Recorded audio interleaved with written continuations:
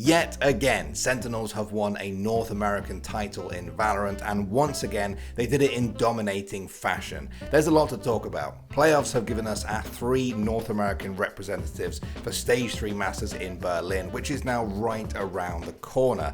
For some people though, there's a more pressing question at hand. Is it fair to say that we're now living through the Sentinels era?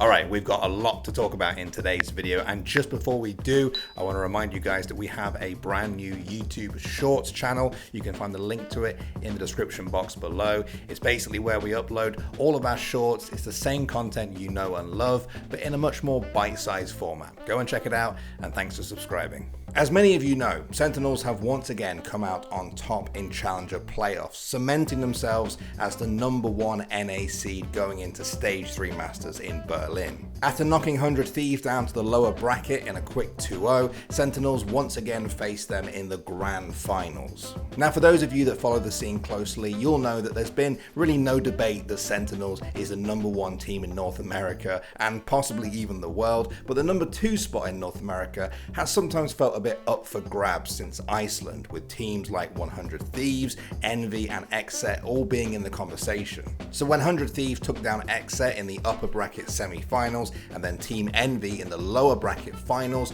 one question was answered. 100 Thieves are clearly the #2 team in NA. But then by reaching the grand finals to face off against Sentinels once again, they had the chance to prove the narrative wrong, that Sentinels are the undisputed kings of NA.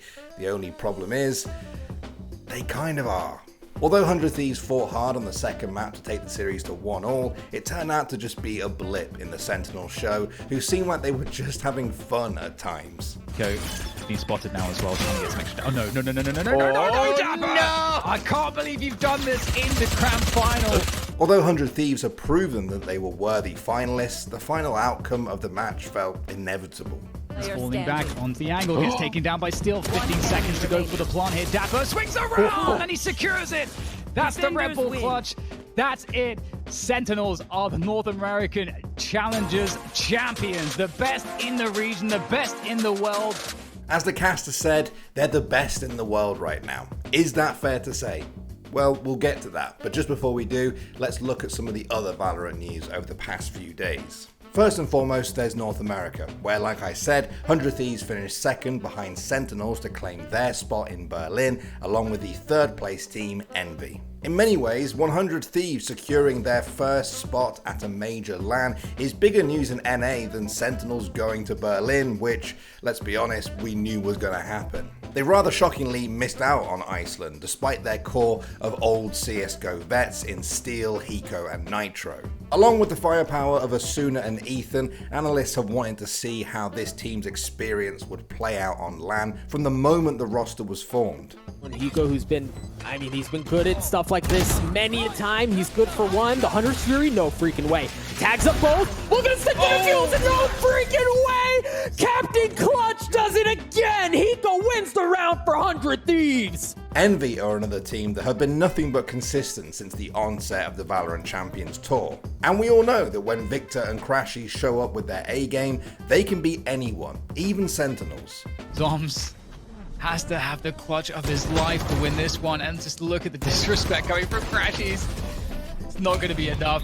It's not going to be enough, and that's going to be a wrap. Envy taking the grand finals. These 3 teams round out the top 3, which many analysts feel is the best a region has had to offer since Iceland. Now, we do have some idea of who will be joining them in Berlin from around the world. Notably, Vision Strikers will be the top team representing Korea. Now, you may remember them from their insane 102 map win streak prior to Masters 2.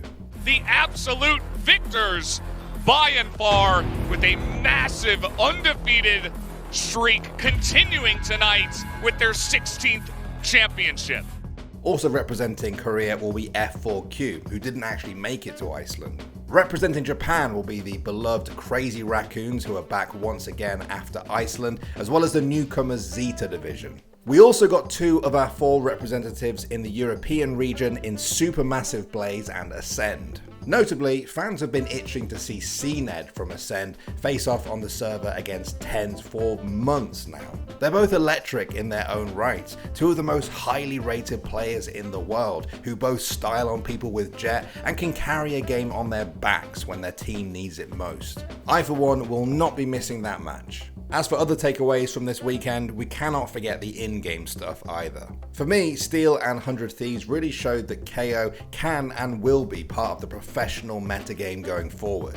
The combination of KO and Sky on maps like Haven and Split, allowing you to virtually hard breach sites with a flurry of flashes, is almost comical at times. We all know that getting Valoranted feeling of trying to hold a site and then this happening.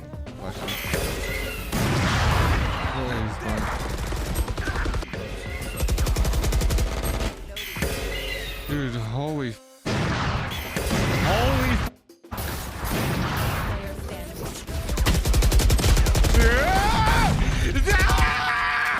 And well guys, the flashes are here to stay.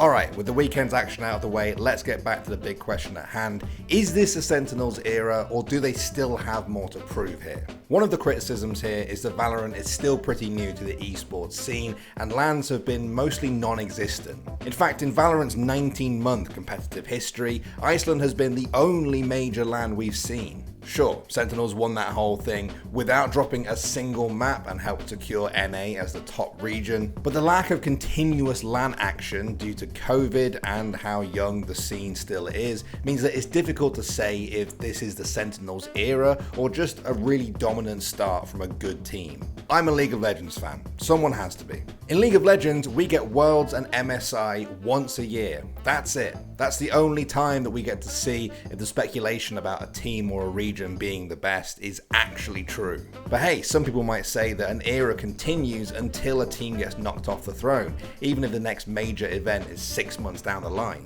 If you use that as your measuring stick for an era, then sure, we're currently living in a time where Sentinels are still the #1 team thanks to their win in Iceland. The question is it fair to say we're then living through their era? Remember Penta Sports? Rainbow Six Siege fans will remember them as the team that smashed everyone in the scene for quite a while. For over a year, they won almost every single competition they attended, and it really wasn't that close. Naturally, there's been comparisons made then between them and Sentinels in Valorant. But while Penta, who were later acquired by G2, had many competitions to show the world that that period will forever be known as their era, Sentinels just haven't.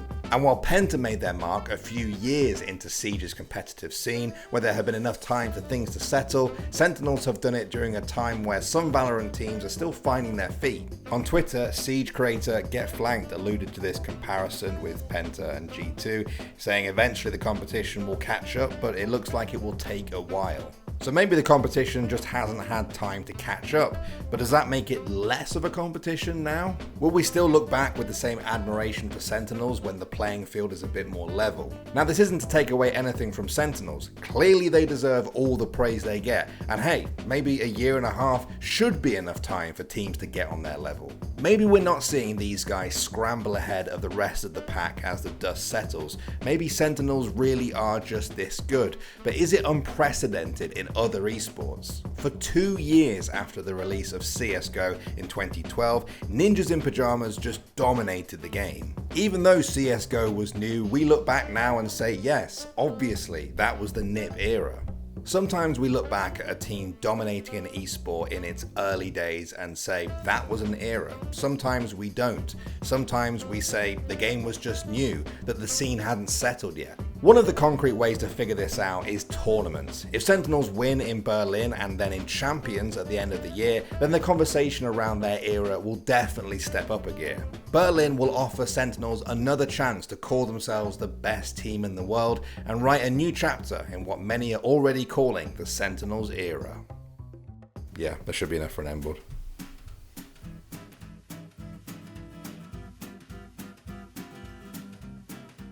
Yeah, so there wasn't. Blue?